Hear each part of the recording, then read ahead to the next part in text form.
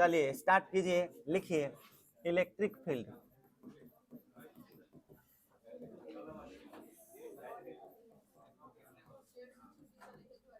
विद्युत क्षेत्र, विद्युत क्षेत्र लिखिए। हाँ,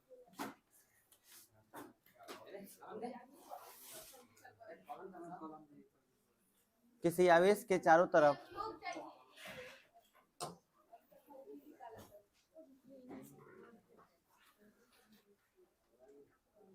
किसी आवेश के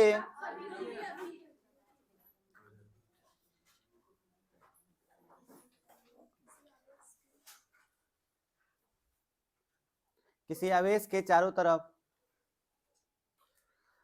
किसी आवेश के चारों तरफ का वह क्षेत्र, आवेश के चारों तरफ का वह क्षेत्र जिसमें जिसमें कोई अन्य आवेश जिसमें कोई अन्य आवेश जिसमें कोई अन्य आवेश विद्युत बल का अनुभव करता हो, विद्युत बल का अनुभव करता हो, विद्युत बल का अनुभव करता हो,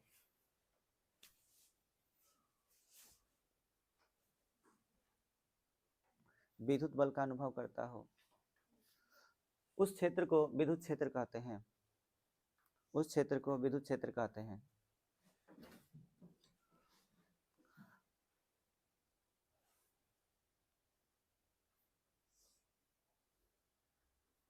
अब सभी मनुष्य ध्यान दे इधर देखो जी, मान के चलो यहाँ पे प्लस क्यू चार्ज है, तो प्लस क्यू के पास में कोई भी चार्ज अगर हम लाते हैं अलग से, जैसे मान के चलो 2 कूलम चार्ज लाए, तो ये वाला इसको क्या करेगा, धक्का देगा।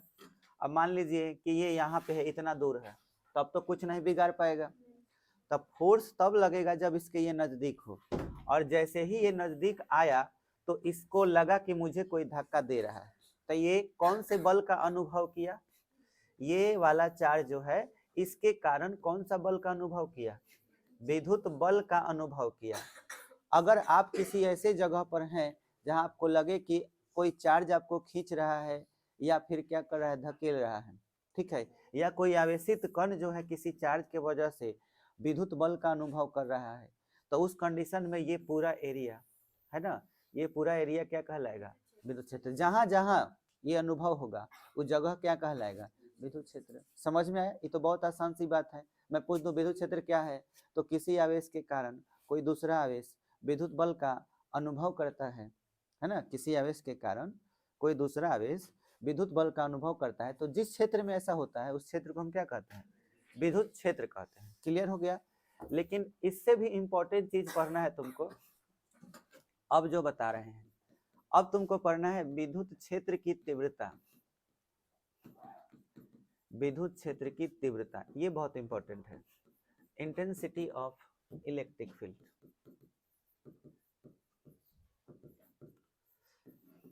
यहां से हम लोग की कहानी शुरू होती है, नया कहानी, electric field. Intensity of electric field, विद्युत क्षेत्र की तीव्रता, ठीक है।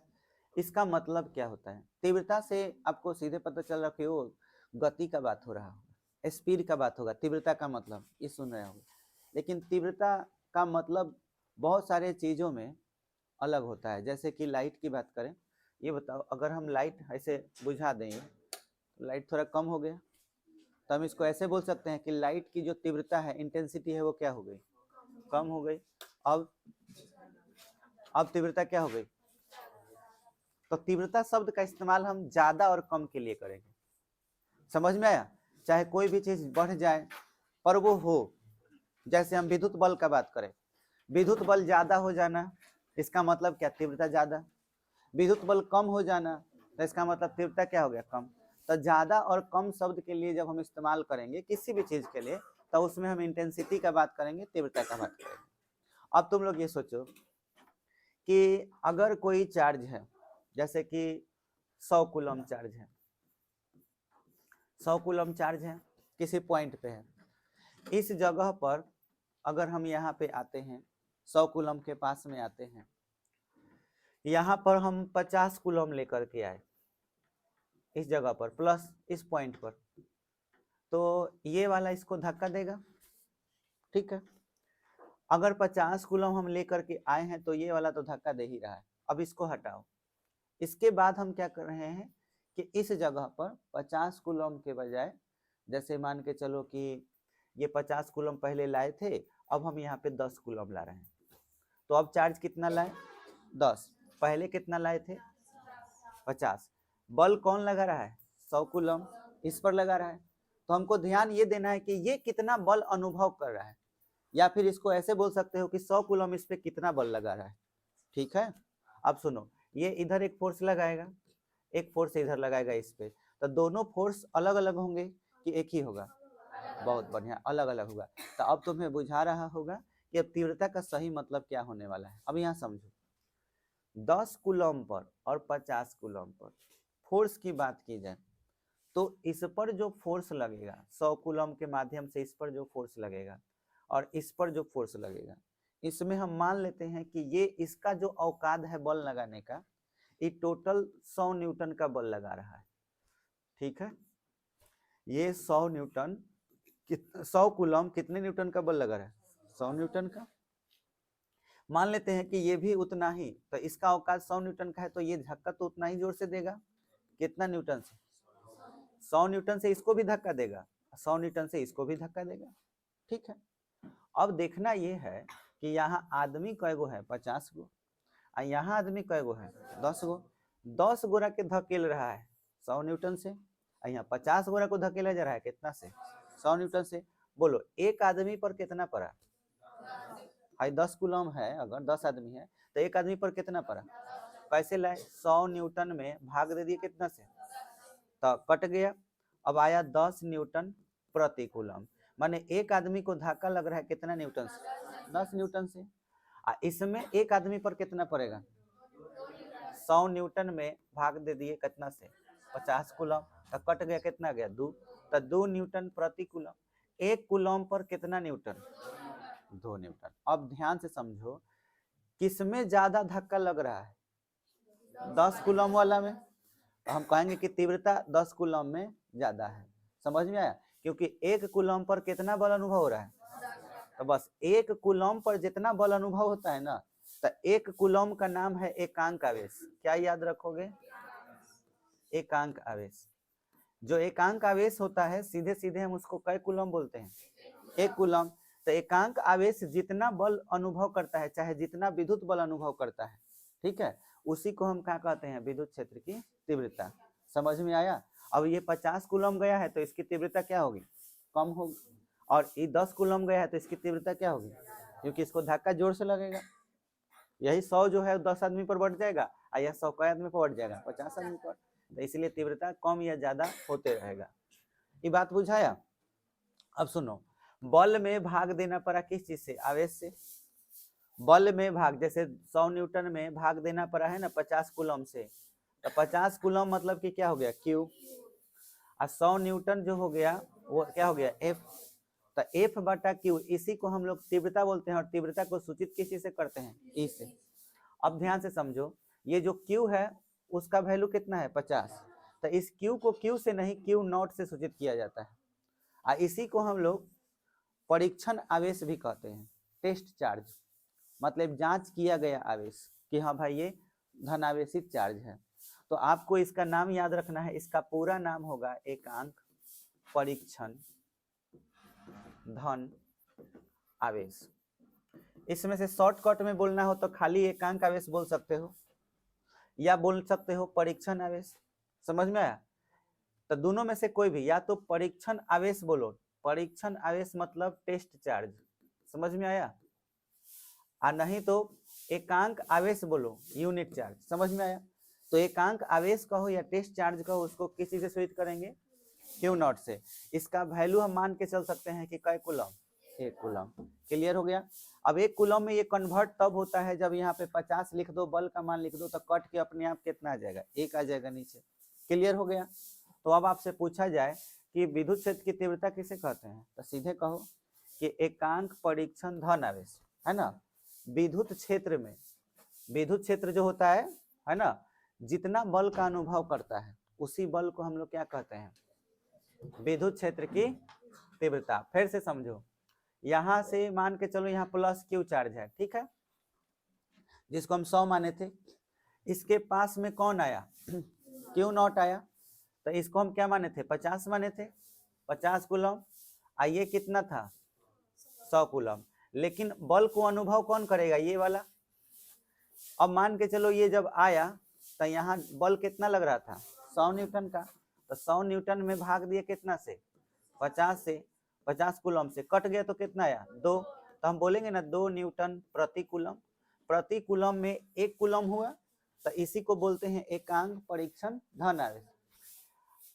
क्या अनुभव किया, विद्युत बल का, और कहाँ अनुभव किया था, एक विद्युत क्षेत्र में, क्योंकि इसके कारण एक विद्युत क्षेत्र बनेगा, तो हम कैसे बोलेंगे, एकांक परीक्षण धन आवेश, है ना, विद्युत क्षेत्र में जितना विद्युत बल का अनुभव करता है उसे हम क्या कहते हैं, विद्युत क्षेत्र की तीव्रता।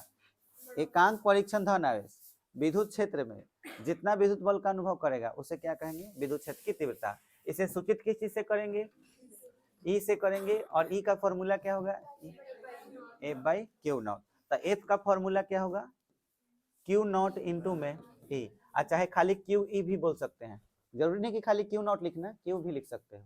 चलो क्लियर हो गया, तो जल्दी से फटाफट इसको लिख लो, विद्युत क्षेत्र की तीव्रता।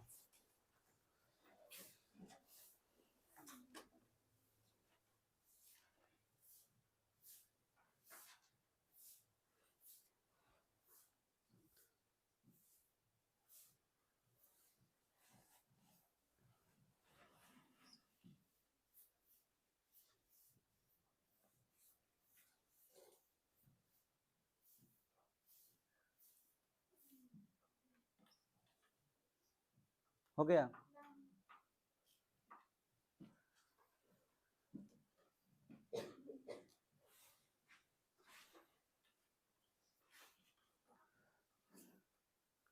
लिखो एकांक परीक्षण धन आवेश, एकांक परीक्षण धन आवेश, एकांक परीक्षण धन आवेश विद्युत क्षेत्र में, विद्युत क्षेत्र में, विद्युत क्षेत्र में जितना विद्युत बल अनुभव करता है, जितना विद्युत बल अनुभव करता है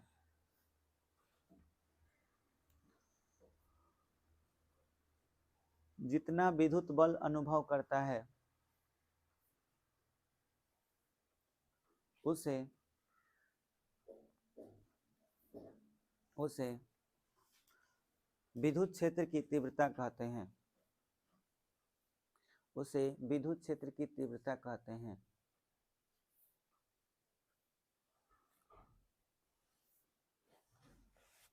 इसे कैपिटल ई से सूचित किया जाता है, इसे कैपिटल ई से सूचित किया जाता है।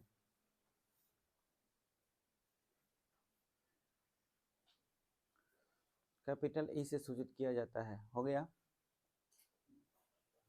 बोलो ई बराबर क्या फॉर्मूला हो जाएगा, एफ बटा में क्यू नॉट, जहां एफ का मतलब क्या है, एफ का मतलब है विद्युत बल, और क्यू नॉट का मतलब क्या है, एकांक परीक्षण धन आवेश। ठीक है, इसको हम लोग कौन सा चार्ज बोल सकते हैं, टेस्ट चार्ज। ठीक है, अच्छा एसआई मात्रक का बात करें तो तुम लोग खुद बता दोगे, न्यूटन प्रति कूलम। ठीक है, न्यूटन प्रति कूलम, या एक और मात्रक आगे चल करके पढ़ोगे सब, वोल्ट प्रति मीटर, वोल्ट प्रति मीटर। ये मैं बताऊंगा कि ऐसा क्यों हुआ, वोल्ट प्रति मीटर कहाँ से आया, न्यूटन प्रति कूलम या वोल्ट प्रति मीटर, ये दोनों याद रखना है कि विद्युत क्षेत्र का दो गो मात्रक होता है, एगो न्यूटन पर कूलम, एगो वोल्ट प्रति मीटर।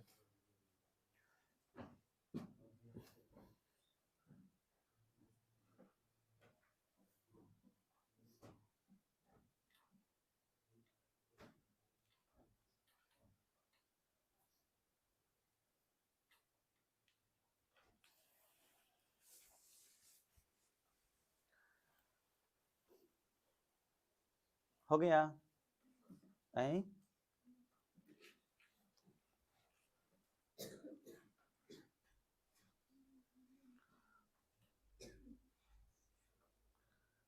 अब पढ़ना है विद्युत क्षेत्र रेखा, जो हम इसके पहले एक बार चर्चा कर चुके हैं। हो गया?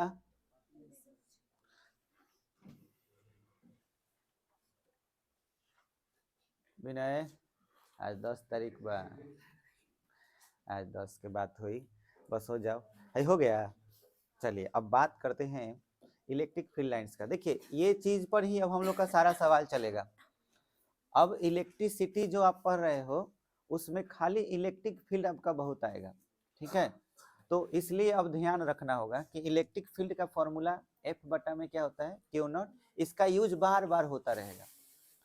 अभी तुम लोग ये सीखो कि विद्युत क्षेत्र रेखा क्या होता है, इलेक्ट्रिक फील्ड लाइंस।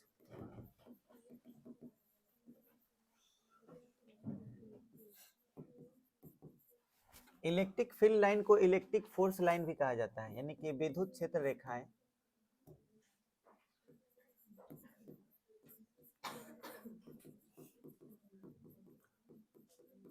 या इसी को हम लोग विद्युत बल रेखा भी कहते हैं।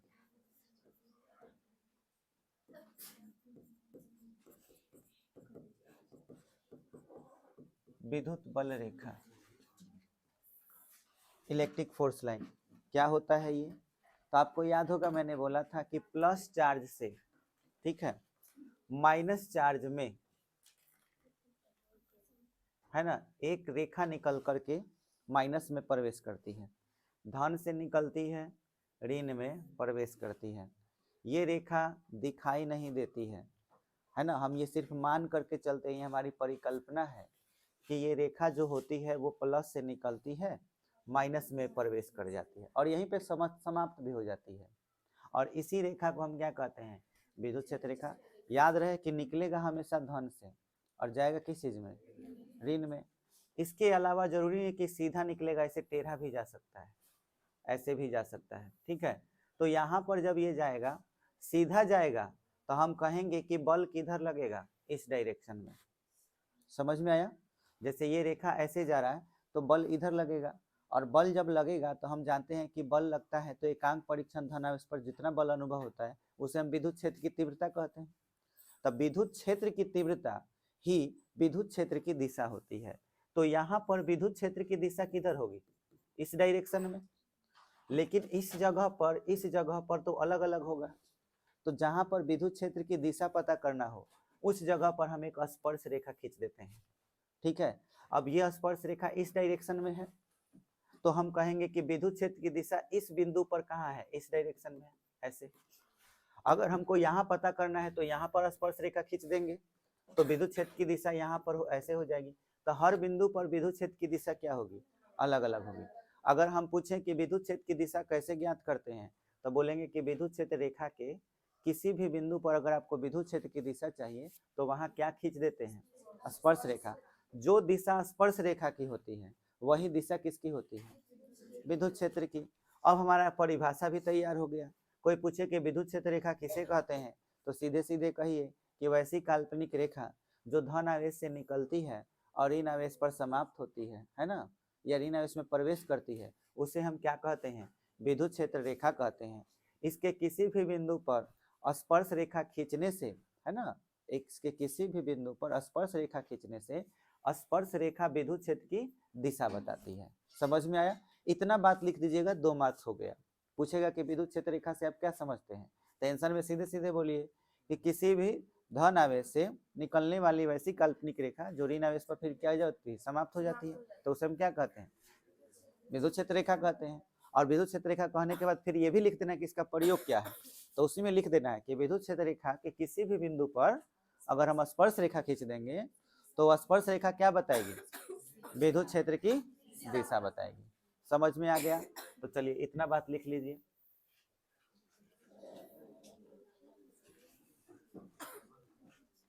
भारी नहीं ना लग रहा है, लिखो।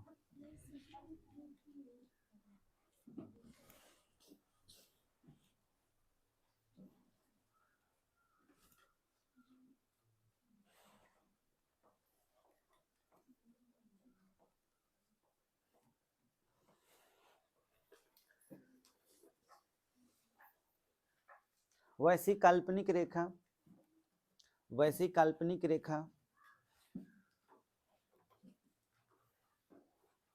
वैसी काल्पनिक रेखा जो धन आवेश से निकलती है, जो धन आवेश से निकलती है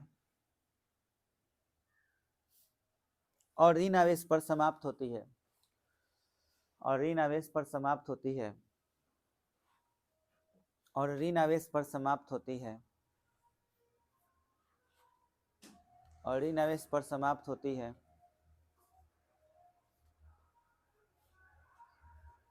और ऋण आवेश पर समाप्त होती है, उसे विद्युत क्षेत्र रेखा कहते हैं, उसे विद्युत क्षेत्र रेखा कहते हैं, उसे विद्युत क्षेत्र रेखा कहते हैं, उसे विद्युत क्षेत्र रेखा कहते हैं। विद्युत क्षेत्र रेखा के किसी भी बिंदु पर, विद्युत क्षेत्र रेखा के किसी भी बिंदु पर, विद्युत क्षेत्र रेखा के किसी भी बिंदु पर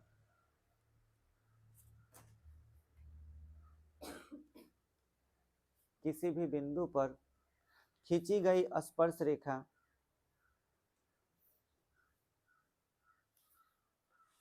खींची गई स्पर्श रेखा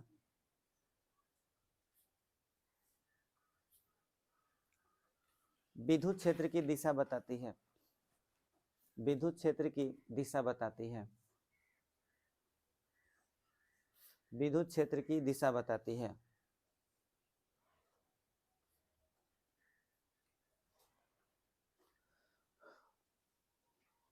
हो गया? अब ध्यान से समझो। मान के चलो विद्युत क्षेत्र के में फिगर बनाने के लिए पूछ दिया, तो आपको याद रखना है कि विद्युत क्षेत्र रेखाओं का नेचर क्या है, वो प्लस से निकलता है और माइनस में कुछ। तो विद्युत क्षेत्र रेखा की प्रकृति देखेंगे ध्यान से। विद्युत क्षेत्र रेखा की प्रकृति देखिए, इसकी प्रकृति क्या है। पहला बात कि अगर केवल अकेले चार्ज रहेगा प्लस, केवल अकेले रहेगा प्लस चार्ज, तो इसमें से इलेक्ट्रिक फील्ड लाइन निकलेगा, ऐसे खाली निकलेगा,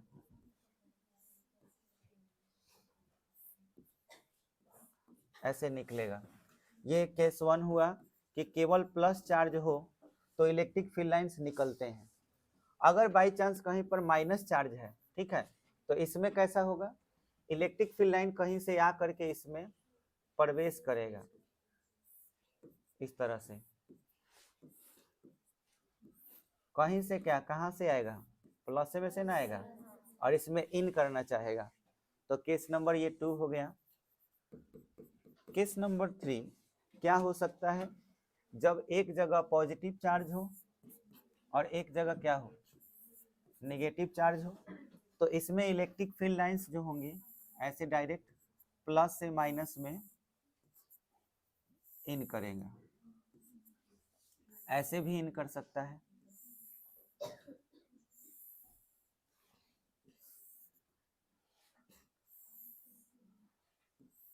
ये ऐसे इन करेगा,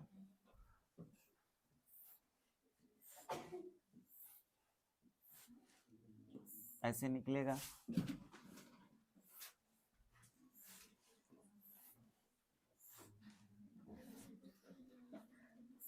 ठीक है। अब यहाँ पे हमको एरो बनाना होगा,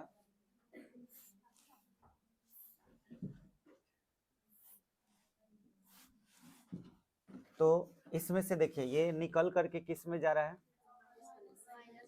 माइनस में जा रहा है, और यहाँ पे भी एरो का चिन्ह ऐसे होगा, ये ऐसे एरो का चिन्ह होगा, एरो का चिन्ह गड़बड़ मत कीजिएगा, ऐसे अंदर जाते हुए, और इसमें से निकलते हुए दिखाएंगे, तो ये निकल रहा है। तो ये नेचर समझ में आया कि इलेक्ट्रिक फील्ड्स कैसे होंगे। अगर मुझे किसी पॉइंट पे इलेक्ट्रिक फील्ड चाहिए, जैसे मान के चलिए इस पॉइंट पे चाहिए, यहाँ एक पॉइंट पी है, तो इलेक्ट्रिक फील्ड का डायरेक्शन इस पॉइंट पी पे इस डायरेक्शन में होगा, समझ में आया। तो किसी भी पॉइंट पर हमको इलेक्ट्रिक फील्ड चाहिए, वहां पे क्या खींचना होगा, स्पर्श रेखा, जैसे यहाँ खींच दे तो इलेक्ट्रिक फील्ड का डायरेक्शन पता चल गया, समझ में आया। अच्छा, इसके बाद केस नंबर ये 3 था ना, ये केस नंबर 3 हो गया। केस नंबर 4 क्या हो सकता है? दोनों जगह पे कौन से चार्ज हो? प्लस चार्ज हो। तब क्या होगा? इलेक्ट्रिक फील्ड लाइन तो हमेशा प्लस में से निकलता है, तो इसमें से भी निकलेगा, इसमें से भी निकलेगा, लेकिन कोई किसी में जाएगा नहीं। क्यों? क्योंकि प्लस से माइनस में ही जाता है, प्लस से प्लस में कभी नहीं जाता। तो जब ये जाने का कोशिश करेगा, ऐसे जाएगा, तो फिर ये रास्ता ऐसे टर्न कर लेगा, ऐसे ये दूर भागेंगे। समझ में आया? ये ऐसे यहाँ से दूर भागने लगेंगे।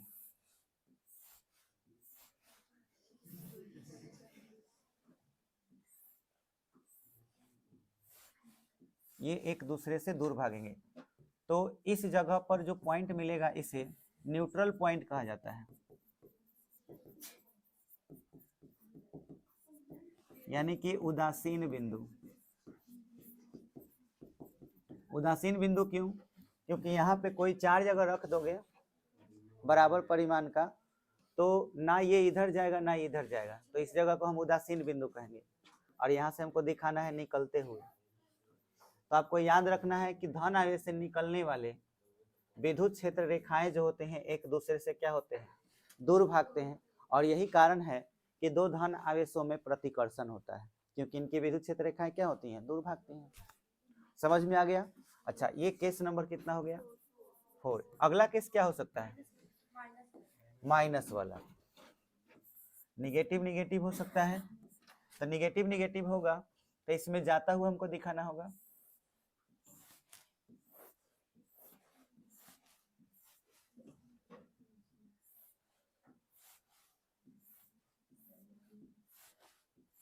तो यहाँ पे हमको न्यूट्रल पॉइंट मिलेगा, इसमें अंदर जाता हुआ हमको दिखाना होगा।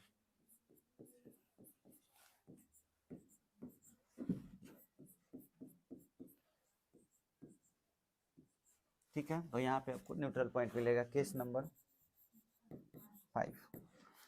सारे केसेस समझ में आ गए? एग्जाम में एक बार ये आया था, ये वाला, कि धन आवेश और ऋण आवेश के बीच विद्युत क्षेत्र रेखाओं का आरेख खींचे। ठीक है, तो ऐसे खींचा जाएगा। क्लियर? चलिए अगला प्रश्न लिखिए। विद्युत क्षेत्र रेखाओं के गुण लिखें। गुण के जगह पर विशेषता भी बोल सकते हैं। विद्युत क्षेत्र रेखाओं के गुण लिखें, ये प्रश्न है, वेरी वेरी इंपॉर्टेंट। विद्युत क्षेत्र रेखाओं के गुण लिखें। विद्युत क्षेत्र रेखाओं के गुण लिखें, डबल स्टार मार दीजिए, वेरी वेरी इंपॉर्टेंट। हो गया? आंसर लिखिए। विद्युत क्षेत्र रेखाओं के गुण निम्नलिखित हैं। विद्युत क्षेत्र रेखाओं के गुण निम्नलिखित हैं। ना लिखो प्रदीप, ए बेचारा के कलम दे दो सर। अरे मुंह बीच मत लिखा बना लिया, दे दो। अरे दे दे दे दे बेचारे को। ले ले हो गलो यहाँ रो। हाँ हाँ, विद्युत क्षेत्र रेखाओं के गुण लिखे। आई रख ले, कुत्ता देत नहीं क्यों करेगी? समझ में आया? लिखो, विद्युत क्षेत्र रेखाओं के गुण निम्नलिखित है। नंबर 1, नंबर 1 बोला था नहीं। लिखो, विद्युत क्षेत्र रेखाएं धन आवेश से प्रारंभ होती है और ऋण आवेश पर समाप्त होती है। विद्युत क्षेत्र रेखाएं धन आवेश से प्रारंभ होती है और ऋण आवेश पर समाप्त होती है। धन आवेश से प्रारंभ होती है, बहरी सुन नहीं रही है। धन आवेश से प्रारंभ होती है और ऋण आवेश पर समाप्त होती है।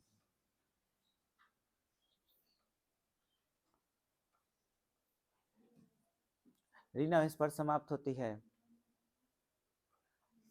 लिख लो सर, लिखा गया। मैंने भोजपुरी बोले तो ना, हिंदी बोले तो हाँ। Yes, okay. नेक्स्ट नंबर 2 बोले,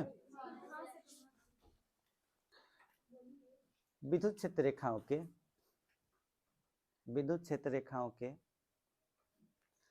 किसी भी बिंदु पर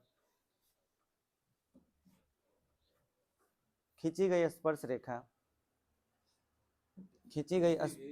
किसी भी बिंदु पर खींची गई स्पर्श रेखा,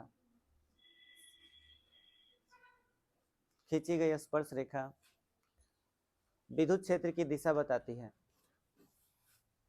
विद्युत क्षेत्र की दिशा बताती है, विद्युत क्षेत्र की दिशा बताती है, विद्युत क्षेत्र की दिशा बताती है।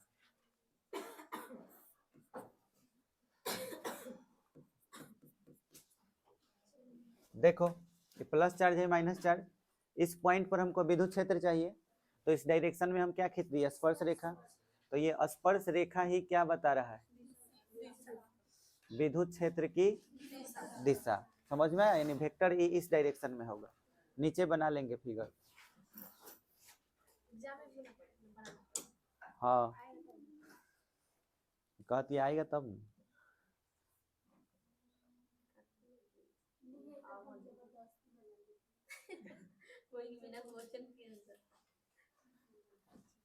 हो गया।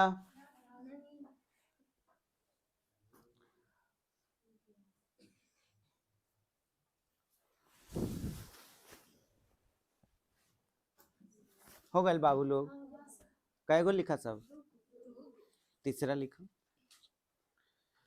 विद्युत क्षेत्र रेखाएं कभी भी एक दूसरे को काटती नहीं है, विद्युत क्षेत्र रेखाएं कभी भी एक दूसरे को काटती नहीं है,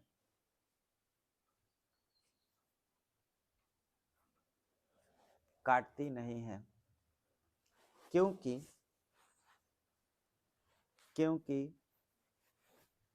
यदि ऐसा हो गया, क्योंकि यदि ऐसा हो गया तो कटान बिंदु पर, तो कटान बिंदु पर, तो कटान बिंदु पर दो स्पर्श रेखाएं खींची जा सकती है, कटान बिंदु पर दो स्पर्श रेखाएं खींची जा सकती है,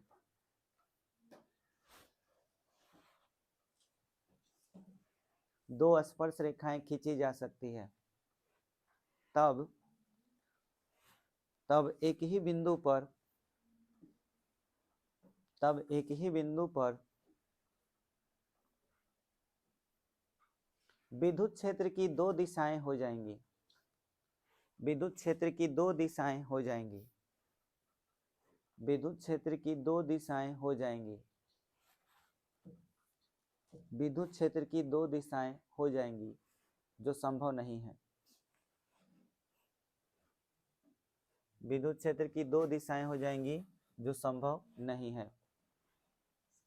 देखो ठीक से समझो, ये बहुत इंपॉर्टेंट है, ये एग्जाम में एक बार आया था कि विद्युत क्षेत्र रेखाएं एक दूसरे को क्यों नहीं काटती है। ठीक है, जैसे मान के चलो ये प्लस है ये माइनस है, ये ऐसे आया, क्या ऐसा हो सकता है कि एक रेखा ऐसे आके क्रॉस करके इसमें इन कर जाए, नहीं होगा। का कारण हो सकता है, तो कारण समझिए, इस पॉइंट पर हम ऐसे एगो विद्युत क्षेत्र स्पर्श रेखा खींच सकते हैं, तो एगो इलेक्ट्रिक फील्ड इधर हो गया, अच्छा, और इसके हिसाब से एगो विद्युत स्पर्श रेखा ऐसे खींच सकते हैं। तो अब बताओ, एगो इस वक्र के कारण एगो इलेक्ट्रिक फील्ड इधर हुआ एक एगो पॉइंट पर, ठीक है, एगो इधर हुआ एक ही पॉइंट पर, समझ में आया। तो एक ही बिंदु पर विद्युत क्षेत्र के दिशा कैगो हो गया, दो गो हो गया। कभी भी एक बिंदु पर दो दिशाएं पॉसिबल नहीं है, सीधे सीधे समझ लो। इसको हम ऐसे बोल सकते हैं कि एक आदमी है और दो को रास्ता पर चल रहा है, क्या ये हो सकता है, नहीं हो सकता है। तो इसलिए याद रखना है कि इसीलिए ये रेखाएं कभी भी एक दूसरे को क्रॉस नहीं करती है। समझ में आ गया, चलो आगे लिखो, 4 नंबर लिखो। विद्युत क्षेत्र रेखाएं आवेश का बिंदु पथ होती है, विद्युत क्षेत्र रेखाएं आवेश का बिंदु पथ होती है, आवेश का बिंदु पथ होती है। पथ माने रास्ता, आवेश का बिंदु पथ होती है। हो गया, एक और लिख लो, लास्ट का हो गया लास्ट। विद्युत क्षेत्र रेखाएं सतत होती है। सतत माने कंटिन्यूअस, कहीं टूटता नहीं है। विद्युत क्षेत्र रेखाएं सतत होती है।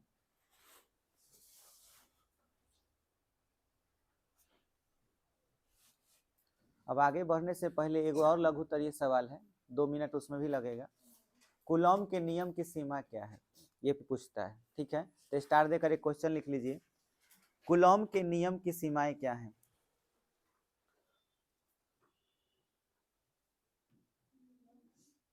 कूलॉम के नियम की सीमाएं क्या हैं?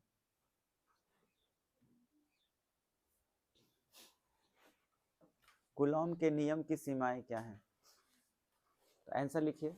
कूलॉम के नियम की सीमाएं निम्नलिखित हैं। कूलॉम के नियम की सीमाएं निम्नलिखित हैं।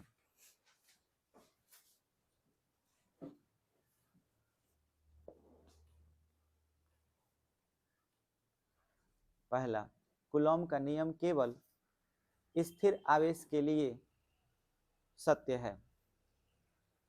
कूलॉम का नियम केवल स्थिर आवेश के लिए सत्य है।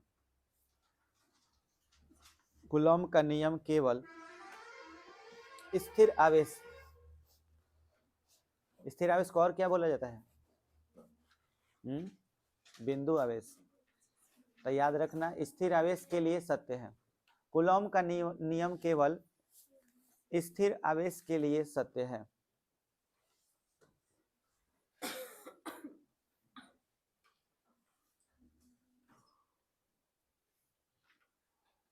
हो गया।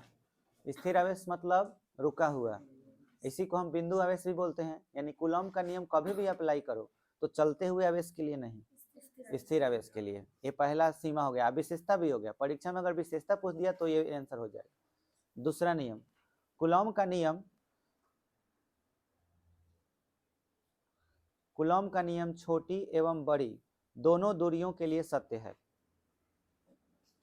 कूलॉम का नियम छोटी एवं बड़ी दोनों दूरियों के लिए सत्य है। कूलॉम का नियम छोटी एवं बड़ी दोनों दूरियों के लिए सत्य है।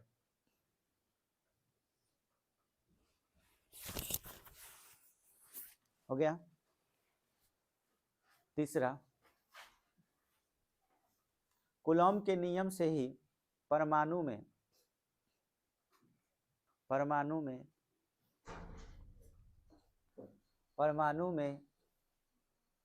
नाभिक और इलेक्ट्रॉन के बीच विद्युत बल ज्ञात होता है।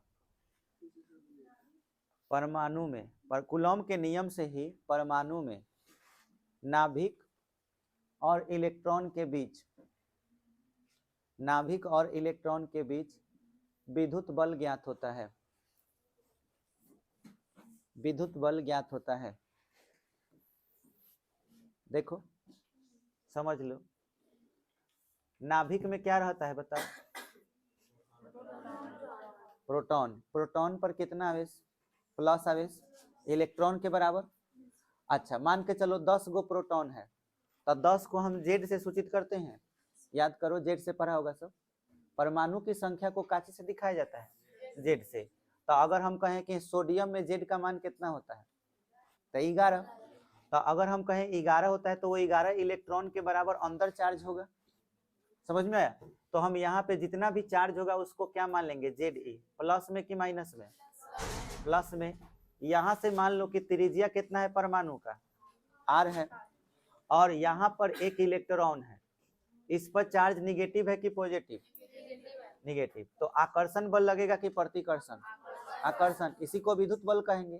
तो कूलॉम का नियम कहता है कि एफ का फॉर्मूला क्या होता है? के Q1 into Q2 by R square. तो के का मान क्या होता है? 1/4 पाई एप्सिलॉन नॉट। Q1 के जगह पर क्या है? जेड ई। और Q2 के जगह पर क्या है? ई। ई पर माइनस का मतलब निगेटिव चार्ज। तो फिर से ई लिखोगे और बटा में क्या लिखोगे? आर स्क्वायर, तो ई से ई में गुना होगा तो एफ का मान कितना हो जाएगा 1/4 pi epsilon naught Z E square बटा में आर स्क्वायर। ये किसका फॉर्मूला हो गया, परमाणु में नाभिक और इलेक्ट्रॉन के बीच लगने वाला बल। समझ में आया, ये नाभिक है, समझ में आया, और ये क्या है इलेक्ट्रॉन। तो नाभिक और इलेक्ट्रॉन के बीच कितना बल लगता है 1/4 pi epsilon naught Z E square by R square. समझ में आया, उसी के नीचे ये नोट कर लेना है। एक और लास्ट लिखना है,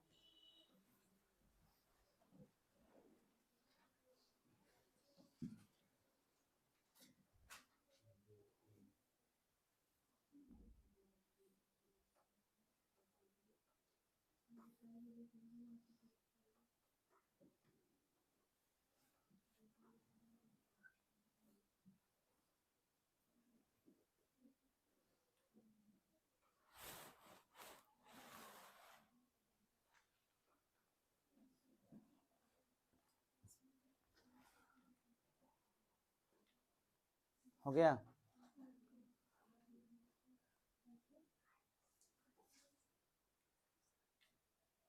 कल पूछताछ करेंगे ये सब जितना जो बताएं।